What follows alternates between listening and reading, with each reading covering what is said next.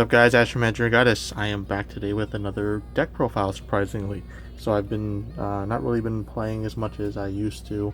Been doing more of a lot of the back end stuff for the channel and shop and all that. And of course the stand-up series, I've been doing most of the work for that. So getting right into it though. So I actually got to build, complete, and test and play a lot of my new Gurguit build. And I feel like it's in a place where it's really good to it's good to profile, essentially. So we're just going to start off. Our starter is the grade 0. So there's not really much to say about Coel.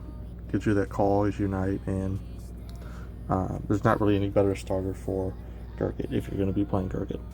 We're going to go straight into it. I'm kind of doing a different format today here. So 4 catch goals,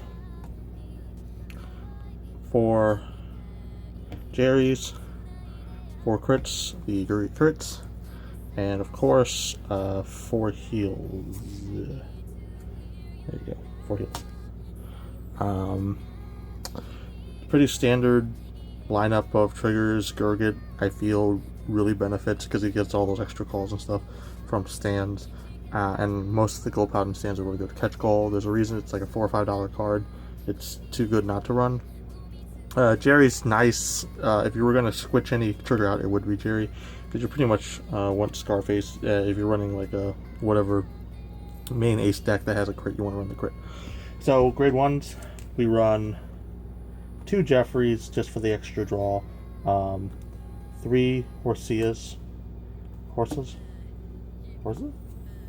Yeah, it's horses, and that's because he gives you more boost and whatnot with the +2, and that actually stacks pretty well with the Unite skills. 4 Stride Fodders, because it is a Stride era deck, and you want to stride a lot, pretty much. Is there a better way to put it? It's kind of glary. 4 Alessia, this is the new Perfect Guard, and the reason you run it is it's better than the other ones. You could, I guess, run the start deck one as well if you don't want the extra effect, because you're never going to use the extra effect of Alessia. I mean, I guess Unite is cool for the extra +15 and whatnot, but her benefit is that you can intercept with her, and because when she hits the guard circle, then you can actually guard with her. So it's whenever it's placed on G, regardless of how it is, whether it be intercepting or whatnot. So she's kind of like an intercept perfect guard if you can give her the ability to intercept. The grade 2s, we run 3 Paramours. I still find that he is really useful. 11k attacker. The extra bonus ability is just like kind of bonus cherry on top. The new Canarius, only run 3. I feel like 4 kind of clogs up a bit too much and want some different units, so to say. So 3 of those.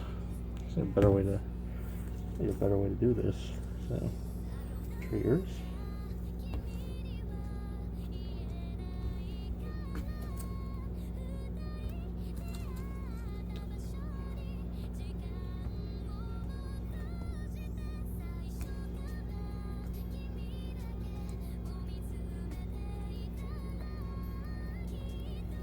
Canarius. Then 2 Blaster Blade Spirit. So it's really awesome that he got reprinted, which is nice, makes him easier to get for people. He's just too good. 10k base on, if you ride him as grade 2, prevents a lot of really stupid rush things that will slow you down. Then the other ability is cool too, but being 10k is really nice, and there's really no harm in running him.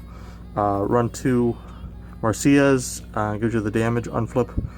She's resist, which doesn't really matter because most of the time you're gonna use her effect the turn that you play her anyway. 8k sucks, but otherwise she's really solid. Run 2 Hinderness. So this was supposed to be the Paramour replacement, but I find that he is not as good because he just costs a little bit more, and but he is a pretty solid card.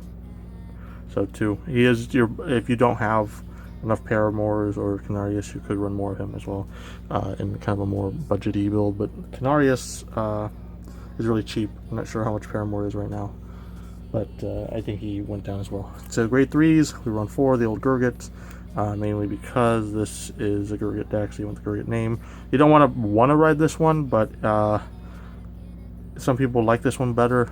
I personally don't. And the new one for them, I really like this one. Pretty much, he's on stride, and you can pretty much call 2 units on stride if you get a unite unit. But the second unit you're going to call is going to be tapped. So that's where stand triggers and other things come to play. That'd be really good. And then his other ability is give things intercept, and an ability to intercept from the back row. So again, makes things like your perfect guard being able to intercept and whatnot. Strides, I run one build peak, just kind of situations where I want to use them. Most games you will never use them, so this could be anything. I just find that having an option there is nice.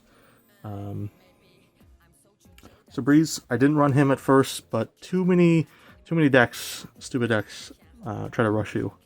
So you and even like try to not ride grade 3 because they know you're a grade 3 or they know you're a stride deck.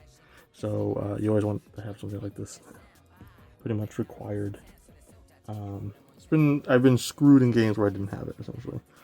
4 of the new Gurguit. This is bread and butter. Super good. Counterblast 1, flip himself, discard a card, click a 7, and then call something. Shuffle your deck. And then all units get +2 for each Gurguit. So he is a really good first stride, and he's a good third stride as well. And I guess you could second stride if you really needed to. But generally, first stride, you're always going to stride him because it's going to give you GB2 instantly, and he's really good. So 4 copies of him. Then I run, there it is, 2 copies of the old Gurguit. He's not as good. He boosts your field quite a bit, and it's easy to get a big field with the new Gurguit. But in general, you won't find yourself using him that much. So then for Glorious Reigning, probably one of the best strides right now in the game, I believe. So he pretty much counterblast 1, flips himself, choose 2 rear guards, put them at the bottom. When he attacks, you can look at the top 7, search the same number of cards as face-up cards in G-Zone, and if you call 3, countercharge, or slow charge, countercharge? Yeah. Anyway, pretty much can give you a full field again. I mean, it's based on what's top 7. By the time you use him, second or later stride, you probably have sifted through your deck quite a bit. So he chances of calling units are pretty nice. And then since he sends 2 back, gives you more stuff you can call. Additionally, you can send back triggers if you had called triggers for some reason, which it's nice. So the last 4 cards, G Guardians, I run 2 rares, easy 20k shield, so that's enough for her. 2 Slamies, you could run 4 Slamies, I guess, just because I feel like it's a lot better. It helps sift through your deck, puts a card back into your deck, so it's pretty useful, and it's a very easy way to activate Unite as well on your turn. Because the thing that people forget is that this new Gurguit requires Unite to start having things intercept. So something like Slay Me is really easy to use to activate Unite. So you could get more Slay Me's than rares. Again, most games you're not really going to use more than 1 or 2 G Guardians. It's probably going to be over by then. You're going to focus kind of like a little bit differently. So anyways, for stride order, pretty much Heavenly Law Gurguit. If you can push for game and you can get a field, this Gurguit. If it's still early in the game, you don't have a lot of damage, probably push this. This can also be a game ender as well. And then most other issues that you can just stride this again. But overall, that's pretty much the deck kind of plays itself like most gold Paladin decks. So it's pretty, I believe it's easy to get into, and it's probably one of the easiest top tier, or higher tier decks, I should say, to play. It's has a good matchup, I think, against most decks. I think really Link Joker and Kagero, which there's a lot of Link Joker now, yeah. It's one of the harder matchups for it, so you might want to like switch in some of the Cray Elemental cards for anti-lock if Link Joker is very prevalent in your meta.